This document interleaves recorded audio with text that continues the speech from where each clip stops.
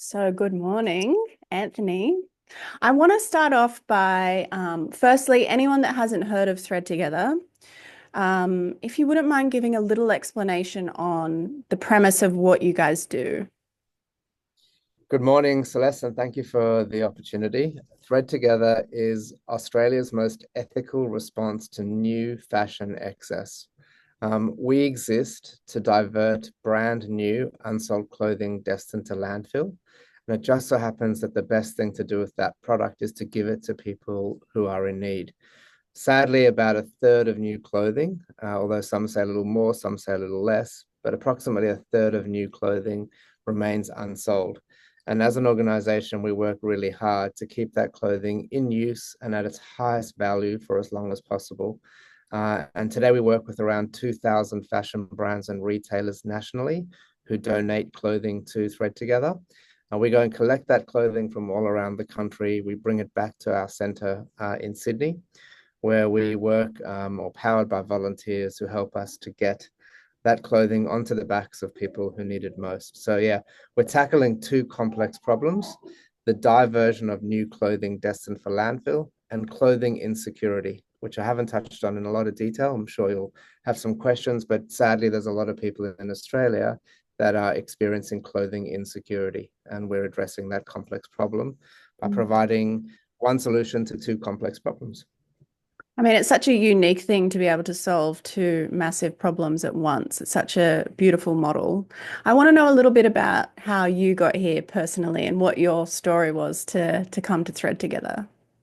Sure. So I don't have any background in fashion or in sustainability, but what I did wanting to do, I'm qualified chartered accountant, and when I finished studying, I decided I wanted to solve relevant problems, and so I stepped out of sort of the sort of the consulting, so out of the accounting realm and into consulting role, and I very much worked for the early part of my career helping large organizations all around the country across a multifaceted sector.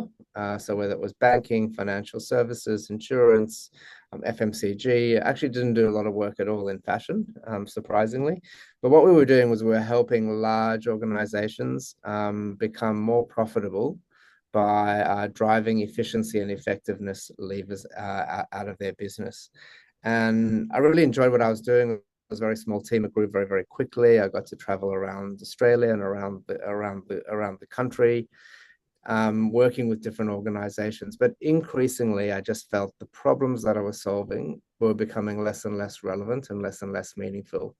And I wanted to make sure the huge amount of time that I was investing in the problems that I was solving were actually relevant. And I just didn't feel that lining shareholder value or increasing shareholder value at the expense of people and at the expense of the planet was actually contributing to a more meaningful and robust society, equally protecting our planet at the same time. And so I really just stepped out of the role that I was in, which was a big risk for me with young kids and a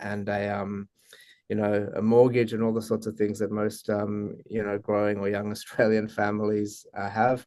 And I was in search for something more meaningful to do with the skills that I had, and I really just wanted to tackle more relevant problems. And that's when in some ways, stumbled across this amazing organization, which was actually tackling two very relevant problems. As I mentioned, the diversion of new clothing, which not a lot of people think about. A lot of people think, oh, well, I've got all these clothes in my wardrobe that I no longer wear, but they don't actually think about what happens to the clothes that don't get sold. So that was a very relevant problem, and it surprised me how large it was and how big it actually still is. And obviously, clothing insecurity. About 1 in 8 adults and 1 in 6 children in Australia live below the poverty line. So that's a very large number when it's extrapolated. It's nearly 4 million people. And those are people that are experiencing homelessness, domestic violence, those that are long-term unemployed, those that are coming out of incarceration, people that are coming to our country for the first time seeking shelter or refuge, people that have been impacted by natural disasters. There's so many use cases, and clothing is such a basic human right, which we talk about as being the forgotten basic human right. So I was just very excited to sort of tackle to relevant problems, and I put a strong business case to the board at the time to consider the opportunity to really expand the work that was being done before I started. And and they bought into it, and here we are today, sort of nearly 6 years later. When I started with the organization, was very small, working with a handful of fashion brands and half a dozen charity partners. We now work with just under 2,000 fashion brands and retailers across the country, and we're supporting around 2,000 people in need of clothing every week, through a network of around 3,000 charities. So it's grown very, very quickly in a very short space of time. But yeah, from humble beginnings, studying as a chartered accountant and solving relevant problems in a more sort of for-profit mindset, I've sort of shifted a lot of where I spend my time to drive the most impact on people and planet. And so that's working in a not-for-profit, which is what Thread Together is. We're a registered charity, and we're tackling two relevant problems. And what we're discovering is that there's more problems to solve, all of which are relevant as we do more of the work that we're doing.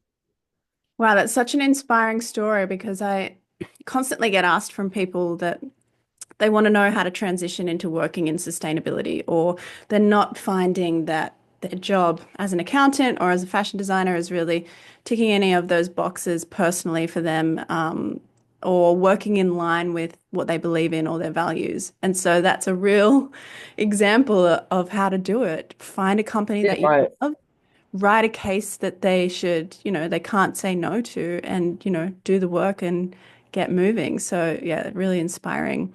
And I love hearing all of those stats in there. I think it's really important for people to understand how big these problems are. And I didn't really understand the new clothing problem until I came to your warehouse a couple of years ago. I think whenever I share that story with people, uh, the amount of clothing, in that warehouse at that time was just astronomical, and it's hard to even explain.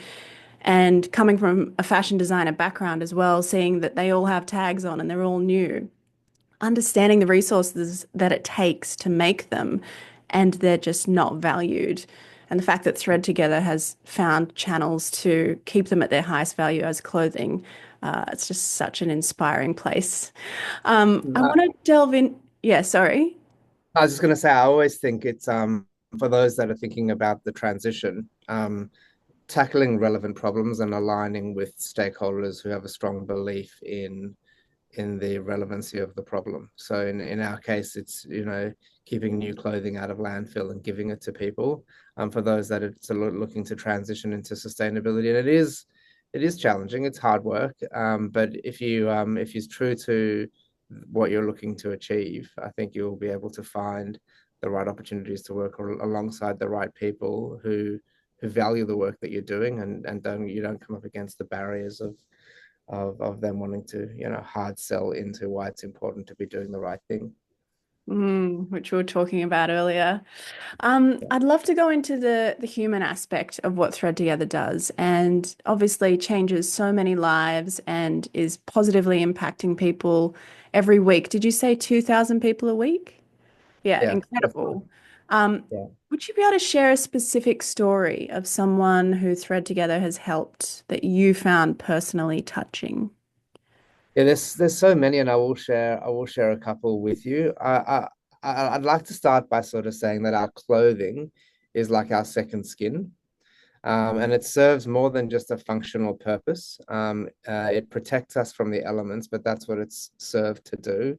But clothing has the power to really inspire us, transform us, and empower us to really be the best versions of ourselves. And we see every single day the power that clothing does have. And often we don't think about it ourselves. Often we sort of wake up, we'll put something on that feels comfortable. And that's important too. But what we have found is that the power of clothing is very much understated. And that's why we often talk about clothing as the forgotten basic human right.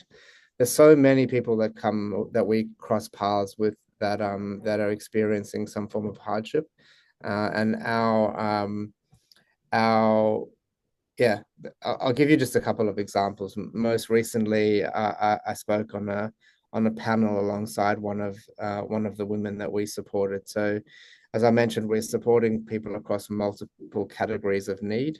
In this case, it was a woman that experienced family and domestic violence, and she was pregnant at the time. She was 6 months pregnant, and I don't think in her words, her partner was he believed his life had been ruined because she had become pregnant, and she experienced horrific abuse, and she really just wanted to protect the child that was inside of her, and found herself living, for a few weeks on the street, and then fronting at a women's shelter, and uh, couldn't for even just I mean, I've got daughters myself, and I've got sisters, and I couldn't ever seem to experience believe that such, you know women would be put under such duress, and sadly we see this all too often. But this is a woman who had her entire livelihood left behind, so she just left everything behind.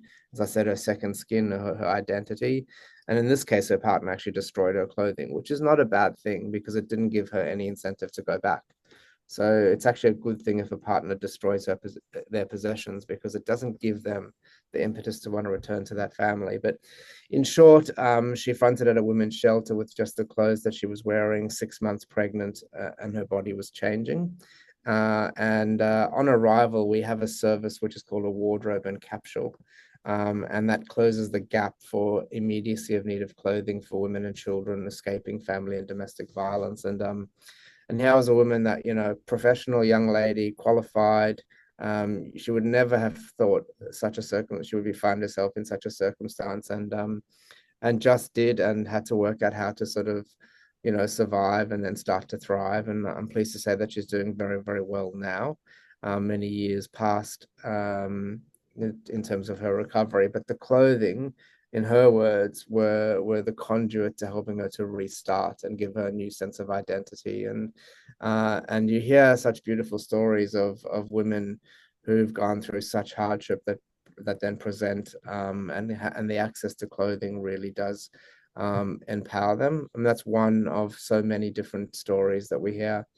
Another one, just very briefly, was a young woman who arrived from the Democratic Republic of Congo, and she was the fifth wife to a horrific man who, she talks about being in slavery to him, and felt like, she would be punched, and he'd turn up home drunk every night. The sort of things that you see in a movie, and you kind of go, yeah, that doesn't happen in real life. It's a movie and it's scripted. But this was sort of straight out of the scene of a movie that you would sort of witness. And now she left the DRC, arrived in Australia seeking asylum, and she was homeless for many, many months before she could actually fit into the social welfare system and access support services. Uh, and yeah, again, we were able to provide her new clothes for a new beginning. And she talks about just being able to have clothes that are her style and and they just make her feel good. It allowed her to present for an interview. It allowed her to access welfare services and not be judged. Remember, we judge people by what they wear. We judge people within the first few seconds of what they wear. And so here's someone, she's a woman of color. She doesn't speak English well.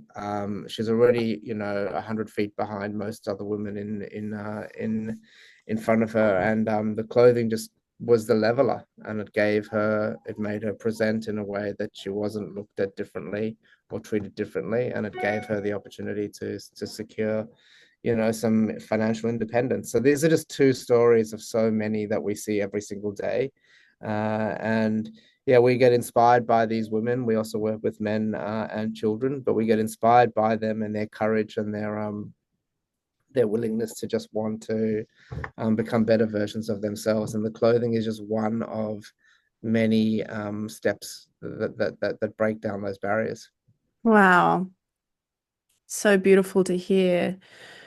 I think it's really confronting to realize that these people, what you said about the first example there, that woman, she's just a young professional who would never have imagined that this situation would happen to her. And I think we can feel so disconnected or disassociated from these issues unless we get those experiences. And when I'm working with clients on projects or trying to convince certain brands to do the right thing, I always want to find those pieces where they can have these experiences and see this for themselves to understand these problems and understand that we need to be finding solutions in business where we can help people, where we can divert clothing from landfill, where we can give people these second skins. Um, so hearing those stories is so beautiful, I think, for the people listening or reading to connect to that this happens every day, all the time. It's not a movie. These are real examples and real ways that Thread Together is helping. And I just feel like the Thread Together model is such a needed thing everywhere in the world. Do you think that this could be replicated and done elsewhere? Is this something that you guys have thought about being able to set up, or are you really hyper focused on helping Australians Yeah, at the look, they're a great question. There are many Australians that are in need that we're not helping today, and we are using data to drive our decision making around how to best support them. And we're using some really interesting technology, artificial intelligence, to help us to identify those areas of disadvantage where we are underrepresented, and how to best serve those communities. And that's all across the country, not just in metropolitan locations in major capital cities. So that said, though, the problem that we are tackling, it is a global problem. It is transferable into other geographies. There are some sort of principles that need to be in play to have this work successfully, or to start and then become successfully scalable. You need a few different, what I call sort of, I guess, ingredients to get the recipe right. You need to have, so think about the work that we do. You need to have a mix of supply, which is the product to clothe people, and you need to have adequate demand to absorb that supply. So as an organization, and this would hold true in other geographies as well, we are supply led and seasonally lag. So what are we receiving right now as we move into the cooler months of autumn and winter in Australia? We're receiving end of season brand new summer gear.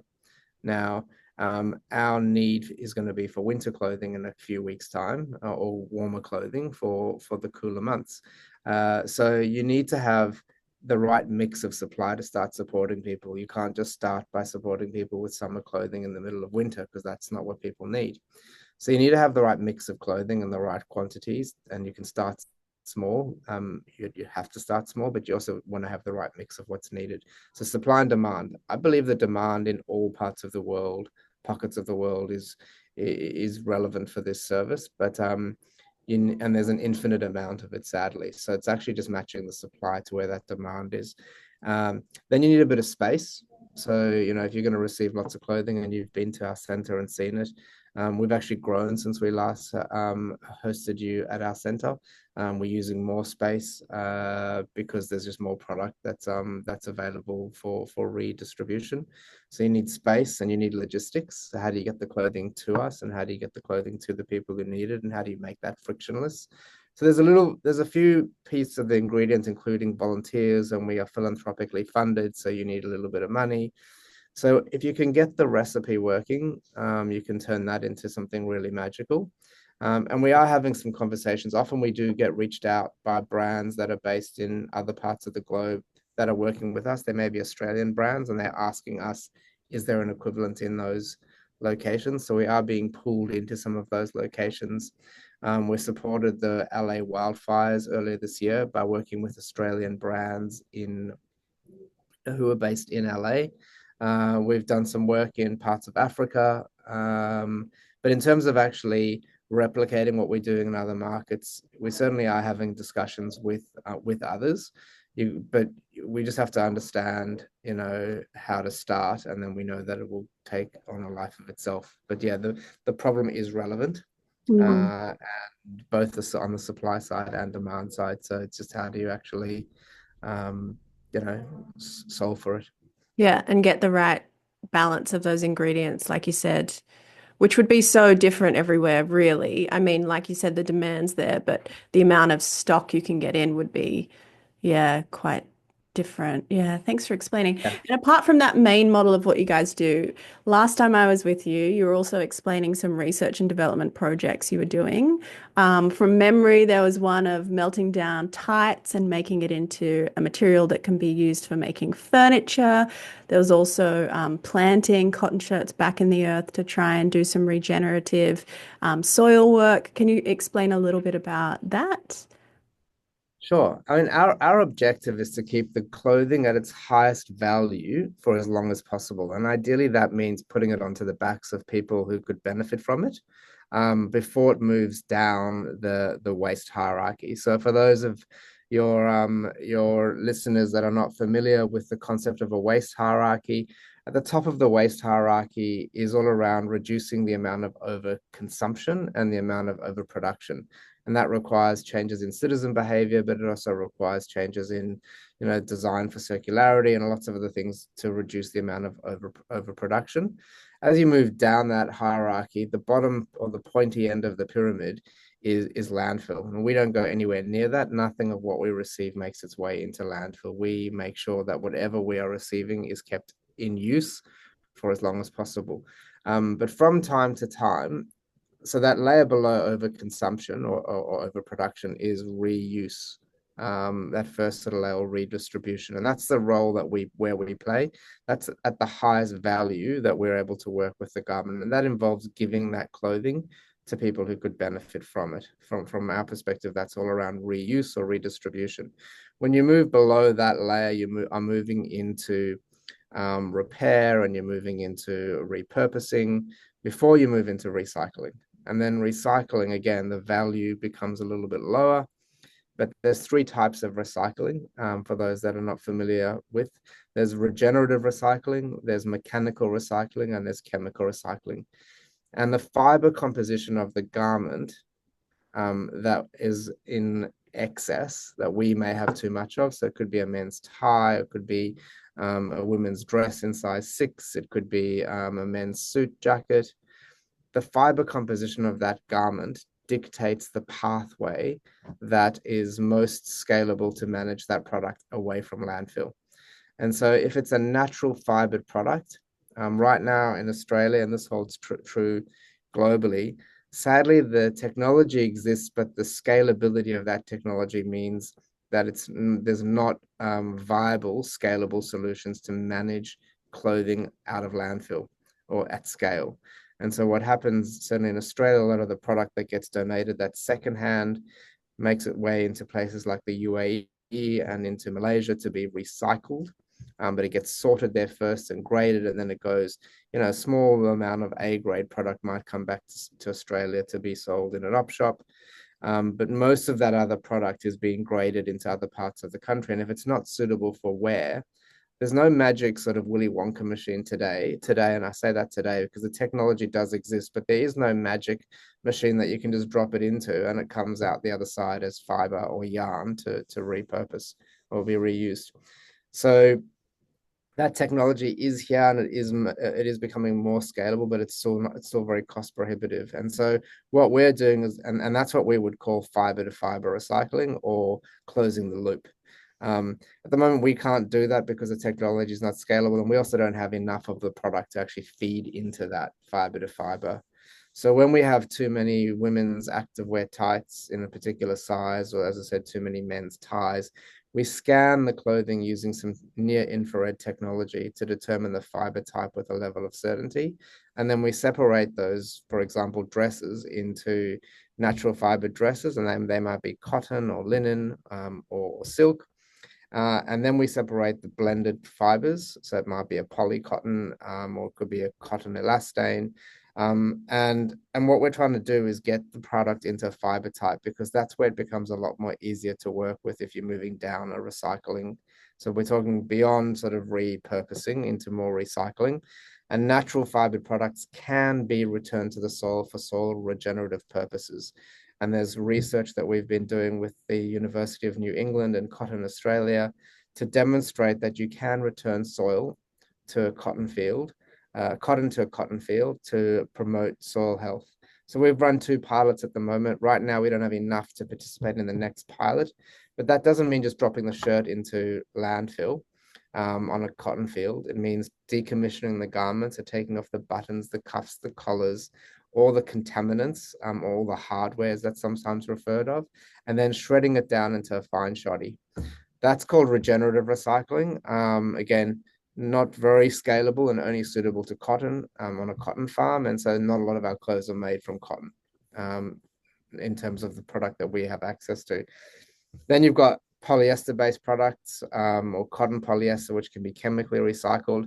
We're trying to do a little bit of work in mechanical recycling, but I must be honest with you, our focus is on clothing people, and we're looking to exhaust all of the opportunities to put clothing onto people's backs before we move down the waste hierarchy. We have run some pilots to understand what is possible, and it is possible to shred a polyester-based garment, which is could be a pair of activewear tights, and then add some additives and provide heat and compression to establish essentially a slab that can be laser cut into different solutions. And we have a wardrobe service that we put into women's shelters that we're thinking about how do we make the shelves out of excess textiles.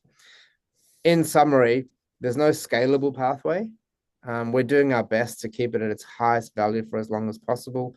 We are going down the path of exploring opportunities to down rental and other sort of reuse pathways before we move any of our product into lower value order. If that Yeah, makes sense. beautiful. Yes, yeah, beautiful. Makes sense. I want to shift now to some answers from you when it comes to policy. And I personally always say that I think Australia, we're quite far behind when it comes to policies and what we need to be solving both of these complex problems. But honing in on the clothing waste problem, or the clothing redistribution, if you had the power to implement one policy change that would significantly enhance the sustainability of the fashion industry, what would it be? One policy change, and is this from a retailer's perspective or just from anyone's perspective? Anything. First thing that comes to mind. Yeah, I think from a policy, look, I think you need policy. You sort of got to tackle the problem that we're trying to tackle from a sustainability perspective, bottom up and top down. And I think Seamless, which is the National Product Stewardship Scheme, is tackling, upstream design and downstream advocacy. In terms of, and I think you need policy to bring. It's like the glue that holds it together. Sadly, we either need to incentivize or disincentivize people to behave in certain ways. So I think from a policy perspective, um, it's a good question because I think about the consumer as much as I do the producer. I think the producers should be contributing for end of life. So legislation to ensure that they contribute to keeping product out of landfill at end of life. I believe that's legislated in North America and it's legislated in Europe, and there's no reason why Australia shouldn't catch up and legislate. It's very much optional to do so today through the stewardship scheme. So I think from the producer's perspective, I think taking responsibility for end of life and seeing legislation. From the consumer's perspective, like we should not be putting our clothing into the bin. But then what are the options? So like we should be disincentivized to put it into a charity bin or into a red or yellow or green or blue bin. But where do we put it? And so if there are scalable solutions, we should be legislated to adopt those. Mm. And at the moment there aren't those scalable solutions. So what do we do with the clothes? We put them into the boot of our car and we drive them around for a long time, as most people do, and then we decide to put it into a charity bin because it's just we think it's the right thing to be doing. But sadly, not all of that's probably the better thing to be doing than just putting it into a bin. But yeah, I'd say the easiest way is to start legislating the producer to take responsibility for end of life, and that could also include design for circularity. Like you could start to introduce some legislation to ensure that there's not that much waste at end of life either. So it's almost easier to sort of tackle the problem at the root cause, but I think we should be disincentivized to consume. Like we overconsume. We should not be buying the amount of clothes that we're buying. as consumers because we're contributing to the problem. We're sending the signals to retailers to produce more. So not a simple answer.